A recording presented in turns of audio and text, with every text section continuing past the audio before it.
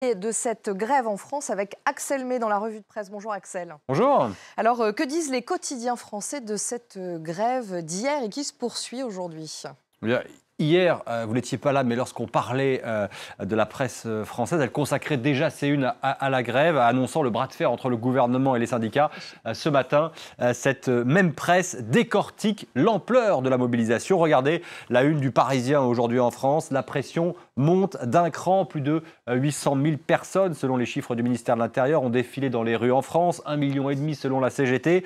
Au-delà de la traditionnelle bataille des chiffres, le Parisien évoque une démonstration de force pour l'humanité.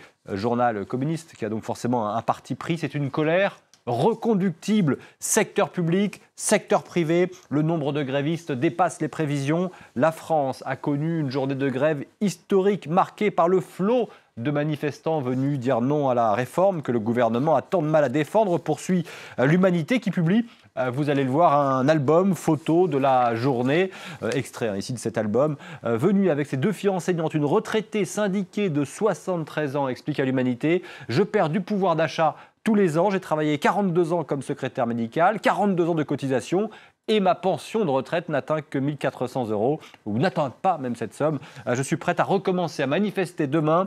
Mes parents étaient résistants, j'ai de beaux restes. Fin de citation. Légèrement plus marqué à droite, Le Figaro titre sur l'exécutif qui est prêt à des concessions déjà face à la rue. En milieu de semaine prochaine, le Premier ministre Édouard Philippe présentera l'architecture générale du projet, rappelle le journal. Alors, quelles concessions peut faire le gouvernement pour sortir du conflit sans donner l'impression de reculer en race campagne, s'interroge Le Figaro qui décrypte. On y voit déjà un peu plus clair. Le gouvernement pourrait ainsi renoncer à imposer des mesures d'économie dès 2021, alors que l'objectif était jusqu'alors de rééquilibrer le système en 2025. Deuxième piste évoquée par Édouard Philippe, celle-là, le report de l'application de la réforme. Et vous avez sélectionné 2 dessins de presse pour clôturer ce dossier sur les manifestations contre la réforme des retraites. D'abord, l'équipe, et oui, le journal sportif. La retraite à 35 ans, demande ce jeune manifestant, alors que la tendance, c'est plutôt de reculer l'âge de départ à la retraite. Je suis tennisman, si Nadal, Djokovic et Federer partaient à la retraite, je pourrais enfin gagner plus, dit ce jeune manifestant dessiné par l'équipe. Et puis dans la Croix, cette fois, on n'aura pas attendu la nouvelle année pour se remettre au sport, déclarent ces 2 salariés qui utilisent leurs jambes, faute de train. Allusion bien sûr aux fortes perturbations rencontrées hier dans les transports et qui vont se poursuivre au moins aujourd'hui. Et puis au moins jusqu'à lundi normalement. Pour les transports parisiens. La SNCF et la RATP, le métro parisien. Tout autre chose, la COP25 qui se déroule à Madrid en ce moment. Oui, autre sujet, mais on va rester avec La Croix. La correspondante locale du journal souligne que si Madrid accueille la 25e conférence des Nations Unies sur les changements climatiques, eh bien, l'Espagne n'a pas de parti vert. On a beau chercher, il n'y a aucune trace de député d'un parti vert espagnol, ni aux législatives, ni aux européennes, constate l'auteur de l'article, qui interroge ensuite une politologue de Saragosse.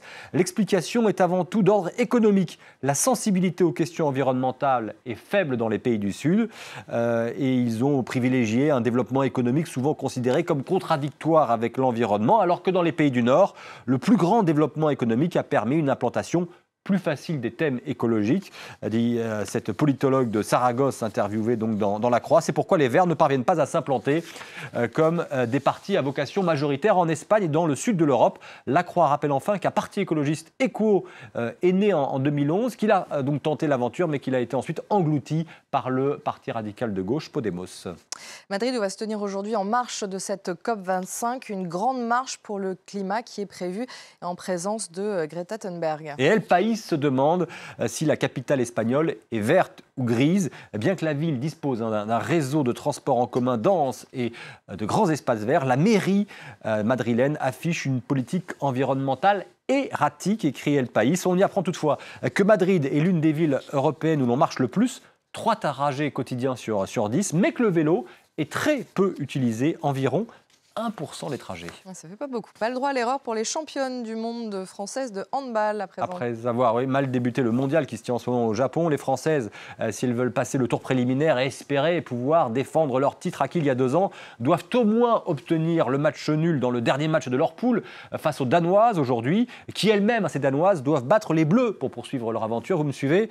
Bref, un match coup près. Et je suis allé voir ce que disait la presse danoise pour la traduction.